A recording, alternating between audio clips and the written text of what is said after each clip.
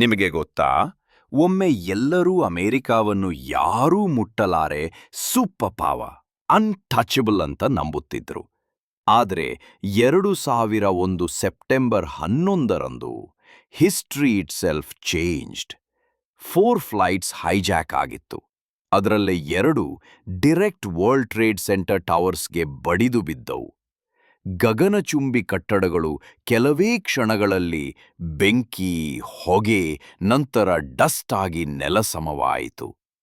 ಮತ್ತೊಂದು ಪೆಂಟ್ಯಾಗನ್ಗೆ ಹೋದಿತು, ಮತ್ತೊಂದು ಫ್ಲೈಟ್ 930, ಇನ್ನೊಂದು ದೊಡ್ಡ ಬಿಲ್ಡಿಂಗ್ ಟಾರ್ಗೆಟ್ ಮಾಡಿತ್ತು. ಬಟ್ ಪ್ಯಾಸೆಂಜರ್ಸ್ ಹೋರಾಡಿ ಅದು ಪೆನ್ಸಿಲ್ವೇನಿಯಾ ಫೀಲ್ಡ್ನಲ್ಲಿ ಡೌನ್ ಆಯಿತು.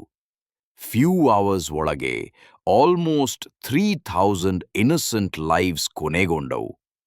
ಆದರೆ ಯಾರು ಮಾಡಿದರು?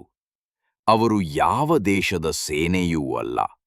ಅವರು ಇಸ್ಲಾಮಿಕ್ ಎಕ್ಸ್ಟ್ರೀಮಿಸ್ಟ್. ರಿಲಿಜಿಯನ್ ಹೆಸರಿನಲ್ಲಿ ಟೆರರ್ ಕ್ರಿಯೇಟ್ ಮಾಡಿದವರು. ಅವರಿಗೆ ಸೈಕೈಡ್ ಪಾಪವಲ್ಲ, ಅದು ಪಾರಡೈಸ್ಗೆ ಹೋಗುವ ವೀಪನ್. ಈ ಎಲ್ಲ ಪ್ಲಾನ್ ಹಿಂದೆ ಒಸಾಮಾ ಬಿನ್ ಲಾಡೆನ್ ಮತ್ತು ಆಲ್ ಖೈದಾ ಇದ್ರು. ಅಮೆರಿಕ ರೆಸ್ಪಾಂಡ್ ಮಾಡಿತು. ವಾರ್ ಆನ್ ಟೆರರ್ ಆರಂಭಿಸಿತು. ಅಫ್ಘಾನಿಸ್ತಾನ್ ಮೇಲೆ ದಾಳಿ, ಇರಾಕ್ ಮೇಲೆ ದಾಳಿ, ಬಿಲಿಯನ್ಸ್ ಆಫ್ ಡಾಲರ್ಸ್ ಖರ್ಚು, ಥೌಸಂಡ್ಸ್ ಆಫ್ ಲೈವ್ಸ್ ಕಳೆದುಕೊಂಡ್ರು. ಆದರೆ ಟೆರರ್ ನೆಟ್ವರ್ಕ್ ನಿಂತಿತ್ತಾ? ಇಲ್ಲ, ಅದು ಇನ್ನಷ್ಟು ಸ್ಪ್ರೀಡ್ ಆಯಿತು. ಇದಕ್ಕೆ ನಡುವೆ ಪಾಕಿಸ್ತಾನ ಬಗ್ಗೆ ದೊಡ್ಡ ಪ್ರಶ್ನೆ. ಅಮೆರಿಕ ಟ್ರಸ್ಟ್ ಮಾಡ್ತಿತ್ತು, ಆಲೈ ಅಂತ ಕರೆಸಿಕೊಳ್ತಿತ್ತು.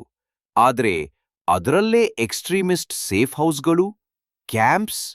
ಒಸಾಮಾ ತಾನೇ ಪಾಕಿಸ್ತಾನ್ನಲ್ಲೇ ಹೈಡ್ ಆಗಿದ್ದ. ಫೈನಲಿ 2011 ಅಮೆರಿಕ ಹೇಳಿತು, we killed Osama in Pakistan. ಆದರೆ ಡೌಟ್ಸ್ ಇನ್ನೂ ಇವೆ. Why no photos? ಇದು ರಿಯಲಿ ಒಸಾಮಾ ಆಗಿದ್ದನಾ?